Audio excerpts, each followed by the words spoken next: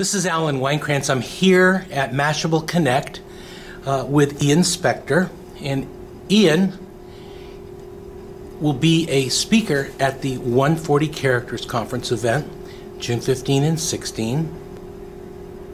So Ian, tell me a little bit about your claim to fame and some amazing things you've done with the Chuck Norris brand. Yeah, so I mean, it's been a real wild ride. So this is the fourth book that just came out a couple days ago, and you know, never in a million years did I ever expect A, to repopularize Chuck Norris, and B, you know, have almost 1 million books in print worldwide before I was 30 or ever. I mean, I was pre-med for a while, so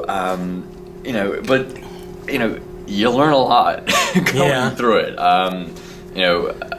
When the first book came out, we got sued for it, and it kind of turned into a case study about what do these things do for brands, and more importantly, sometimes like what do they not do for brands. There are all these other sort of blog to book sort of things and other. So what's the book about? The book is there's no real story. I mean, it's sort of like trying to explain The Wall. Okay. I can show. I mean, there's some pictures in here. I don't know if this might be a not for work book, but basically, it's okay. I mean, it's a series of fake facts about Chuck Norris. That really kind of runs the gamut, and these are actually. All original. I got a chance to work with a couple of good friends of mine to put this together. What inspired you to do this? I was sitting at home. It was a Friday night. I was in high school. I couldn't find where my friends were, and I was floating around on the internet, and it actually started with Vin Diesel. We started with the Vin Diesel facts, and some people were poking fun at him for being Vin Diesel and being in that movie The Pacifier. Yeah. And that turned into these like one-line facts. I had a web hosting company and some spare domain names. Threw together a quick, random quote script. Went to sleep. Woke up. 10,000 hits. And to my 16-year-old self or 17-year-old self at the time, I was like, "Wow, holy crap! Where do we go now?" And then I put up a link to submit more facts. Put up Google ads, and then a couple months later, put up a poll to see who we should cover next. And there were about 12 people in the poll, and this was around 2005. So the people we were talking about are like Lindsay Lohan and Samuel L. Jackson and Dick Cheney, and then there was a write-in, and more people wrote in Chuck Norris than voted for anybody else. And so I was never, a huge fan. I never watched Walker, Texas Ranger, never really watched the movies from the 80s and stuff. But if that's what the internet wanted, who am I to say no to the people that made this thing what it was? So when did you know that you accidentally stumbled into something that could be huge? Yeah, somebody posted the link to the top facts on collegehumor.com. That's when everything went through the roof. Okay. Like I said, I was running a web hosting company, and so I had this server that I was running this thing on, and I had like 300 other paying clients running on the same server, and just cheap hosting. And so all of a sudden I started getting all these complaints from my clients saying, I can't access my website, it's going too slow. And I realized, like, oh, wait a second. We have so many people going to read these Chuck Norris facts that my paying clients can't access their stuff. Right. But which is more important right now? Yeah. And who published your book?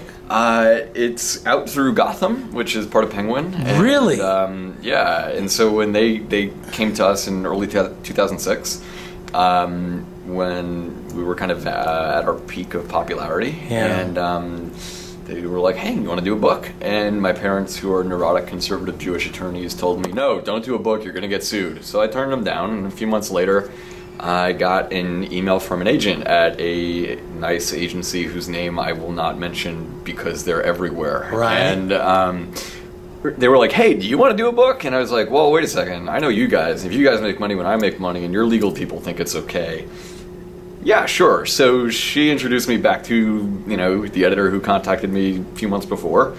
And then the first book came out in November 2007. So you've approached 1 million copies, a hardcover. In print. Yeah, we've got the last number I've got for the.